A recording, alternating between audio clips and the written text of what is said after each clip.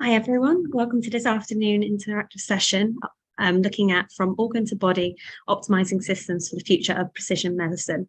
I'm going to pass over to our moderator, Paisley Hargrove-Grimes, and I'll let her take it from here. Thank you, Paisley. Thank you so much, Isabel.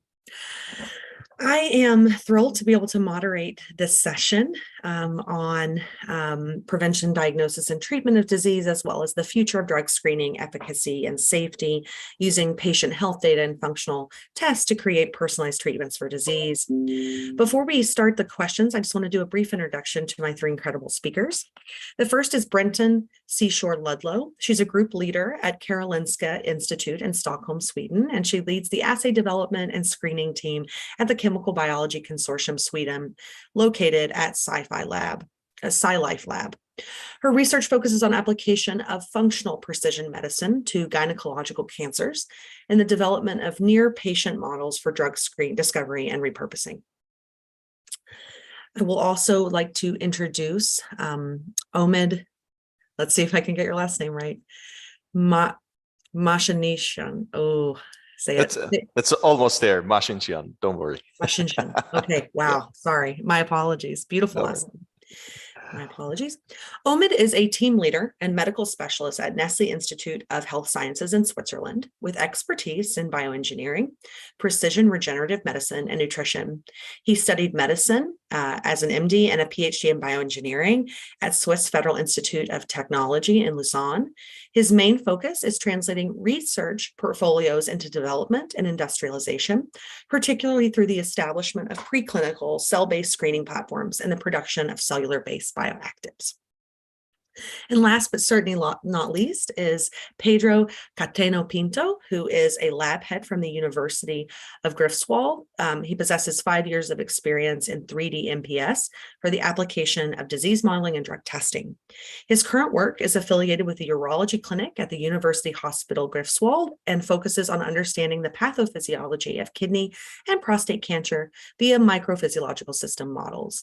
Prior to working at the university, he was a postdoctoral scientist at AstraZeneca, where he also researched the application of drug transport and absorption utilizing microphysiological systems.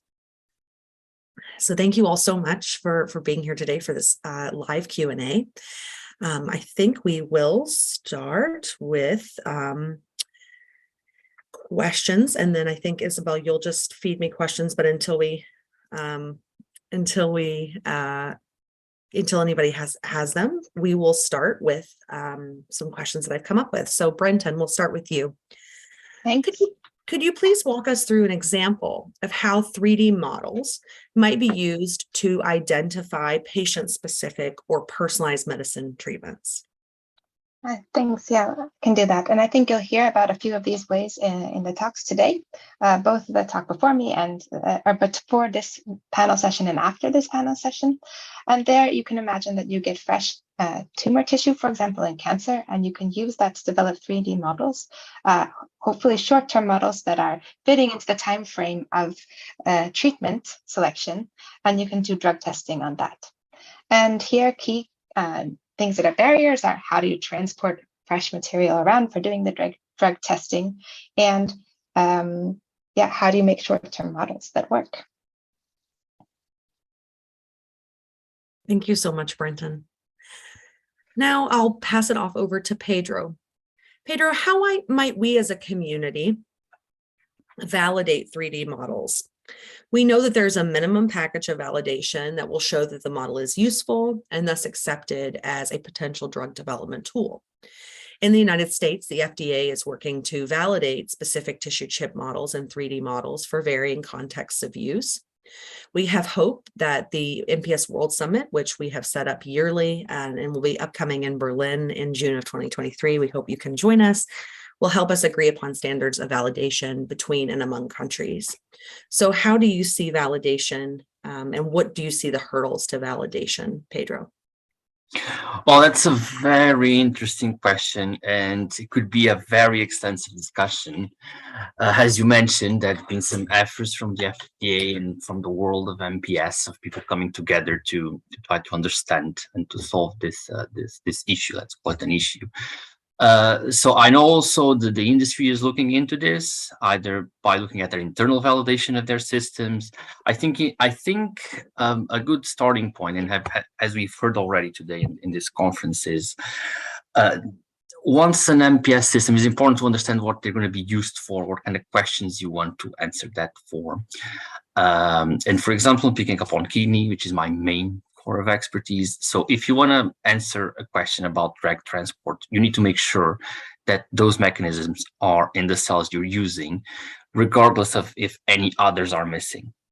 So I think that the key features or the key pathways that you're looking into a system, at least those you should be confident that are expressed. Of course, we could look into, let's say, more extensive characterization, but that's not so much depending on the MPS system or organelle system that you will be using, but more on the cells that you'll be using and the cell sources that you'll be using, because that will differ dramatically from cell type to cell type to donor to donor. So extensive characterization could be made using omics techniques that could be driven by, let's say, the suppliers or the manufacturers or end users or supra end users, like people that have extensive usage of these systems, that you could agree, okay, and characterize specific cell lines, or let's say iPS-derived cell lines that you say using this system with this specific cells gives you these features. So that would be, and of course, find ways to share this information. So that would be, I think, a valuable way of doing it. Otherwise, I would say for specific applications, there should be at least some guidelines, and who those guidelines are coming from. I guess for industry, they'll come from the FDA or EMA. For academic purposes, might be a bit of a more gray area. But again, people should come together and should define what depending on your application, what would be the minimum that you should see in the systems. Thank you so much. Next question is for you, Omid. Could you tell us a little bit about the 3D models that you're working with at Nestle and what questions that you hope these models will answer, or you hope that they will answer within the nutraceutical industry? Yeah, thanks. Great question. So when you establish a team or just research program in a food company, the main purpose is to understand how different nutraceutical or just food ingredient do some interaction with different cell types, especially for different health benefits. The main purposes of our team is to understand the more or the closer physiological condition by mimicking literally what's happening in the sophisticated human body.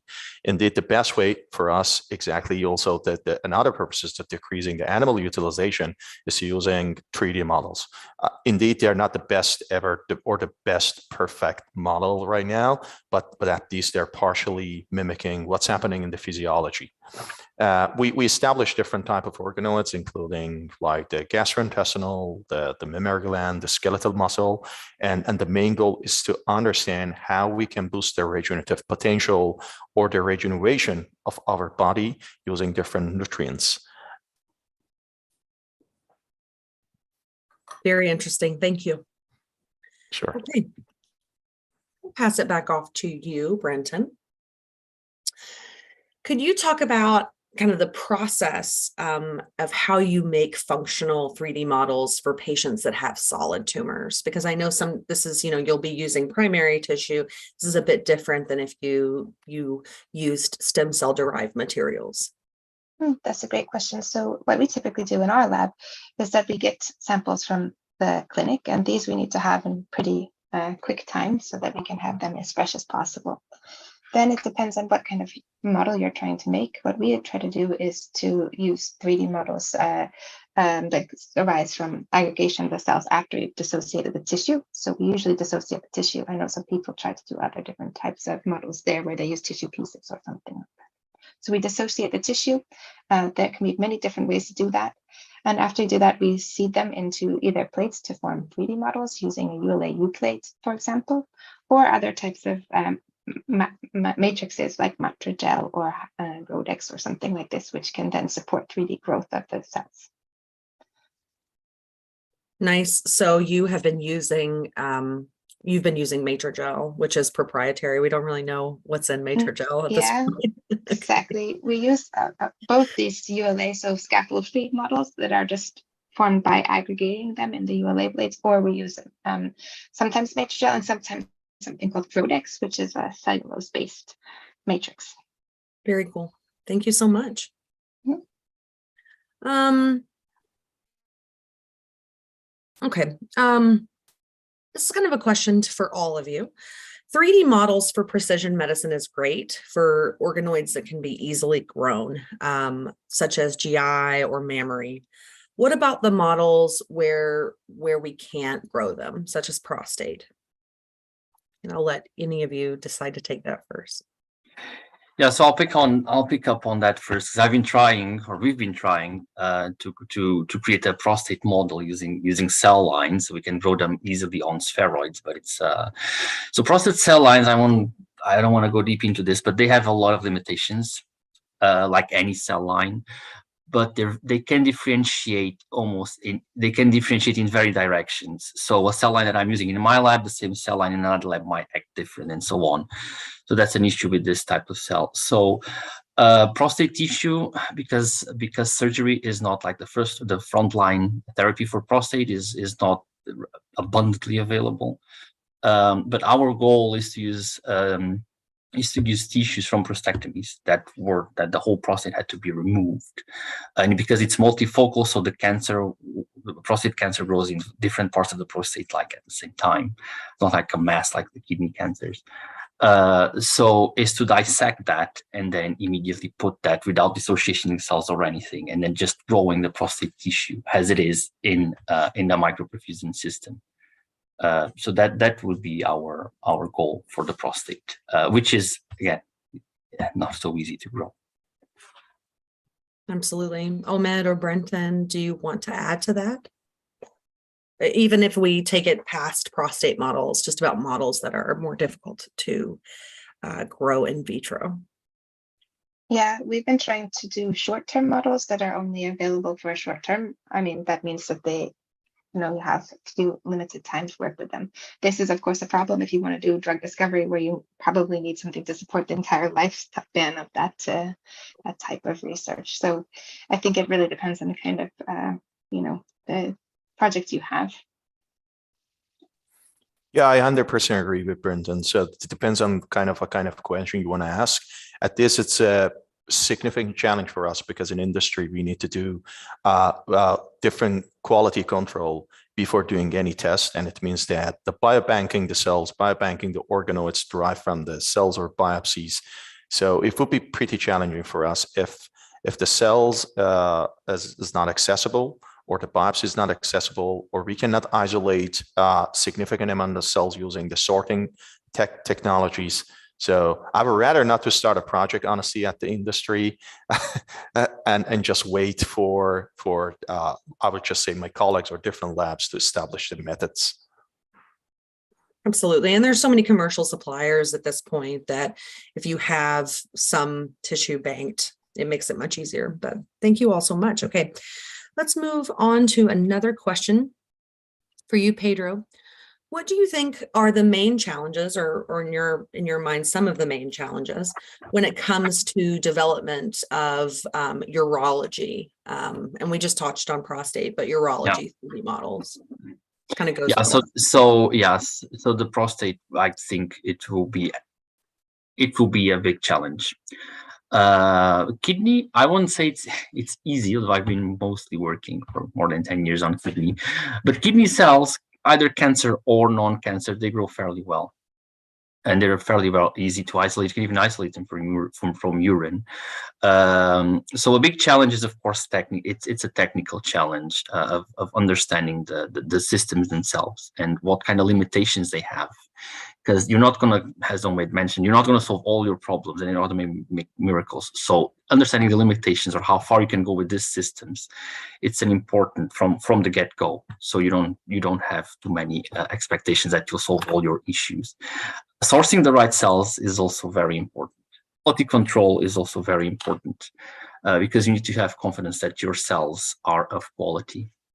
and that's quite important, because if you start off with a poor cell, which is either already compromised or dying, and if you expand that and put it in your system, then your results in the end are going to be very suboptimal. So that's a challenge. And so another challenge, I think, using something like iPS cells and so on would be interesting. Would definitely solve issues, but the differentiation of iPS cells themselves and good protocols to differentiate iPS cells themselves, it's a big challenge. So you cannot easily just differentiate an iPS cell, put it in an MPS system, and that's your model. That implies also a lot of characterization beforehand. So yeah, so those are the biggest challenges I see. Yeah. Thank you so much. Yeah, and I think you touch on something very important, which is that we don't really have any standardization for stem cells. And one thing at NCATS we've tried to push for is to stop using as much primary tissue and start using more renewable cell sources. But as you allude to, the protocols are all different. The factors that we add for differentiation are all different. We see differences when we derive from blood versus when we derive from skin. So this is something as a community, I think we really do need to touch on. So thank you so much, Pedro. Okay. So Omid, could you discuss the screening aspects of the 3D models that you're working with? Yeah, screening is pretty challenging, even by its words. It means that different layers of quality control. Again, I'm stressing that QC because, if you want to really translate your result in industry to really differentiate the products or any prototyping, you need to be 100% sure those results are reliable. So for us, the main purpose in my team, we were looking for something that it's very reproducible and we can do it in a high throughput. So in my team, in collaboration with a spin-off, which is in our neighborhood based in Lausanne, we could establish and grow and cultivate the organoid in a single organoid resolution, and which we are calling it micro-pit technology. And it means that inside each well plate, there are different pits or just holes that you can really cultivate each organoid, and you can control them in a single organoid resolution. So that was the first settings. And again, reproducibility is something, and it just goes to beyond also the way that you're cultivating using the matrigel or not matrigel or matrix, means that the media that you are using should be reproducible, the growth factors, and et cetera, et cetera. Absolutely. And as like a follow-on question to you, and then for the other two of you to answer, organoids themselves have a lot of major issues, right? What are some of the ways, what are some of the issues that you've encountered with organoid kind of differentiation and isolation? And what are ways that you think that we can kind of, improve the use of organoids, in the future? Yeah. So I will revert back to what Pedro nicely mentions. So it depends on where this biopsy or where the cells is coming from. So if you are working with induced pluripotent stem cells, that doesn't matter, the mouse or the human, the differentiation capacity and the maturation is the main issue. At this, we are experiencing in our lab, for instance, when we are differentiating to the gastrointestinal tract organoids or the mammary glands from iPSC, we are really struggling with the maturation. And the period that you need to let them to differentiate, it's significantly longer to the adult derived the organoids. While for the adult derived biopsies and organoids, I would just say the sorting the cells and the purification of those is also the hell of a challenge for us as well. So I would just say that the first layer is the cell source. And the many other things. I think it's beyond the meetings, and unfortunately, I think we don't have enough time to discuss all the major and the complexities. But yeah, the sourcing is the main thing, at least for me.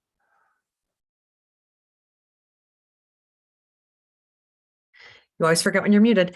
For the last minute, Brenton or Pedro, do you have anything to add to what Omid said? I completely agree about the cell sourcing really being the major issue here. No, I would also agree. I mean, we see the same thing, and it can be, that you samples how fast it can be transferred to become that is dissociated or is usable. That's also very important. And I subscribe to the same. Yeah. Yeah, absolutely. So we've done a lot of independent validation through these testing centers at NCATS, and they also found that the major source, the most major source of variability was the self-sourcing. So same thing that you all are noting. Well, I believe, Isabel, that we only have maybe one additional minute, so I don't want to go over, but I want to thank Pedro, Brenton, and Omid for your time today. Really looking forward to talks from you and also talks in the future. So thank you all so much for providing your expertise today. Thanks for hosting. Thank you. Yeah, thanks for hosting. Yeah, thank you very much. Thanks a lot for the opportunity. Thank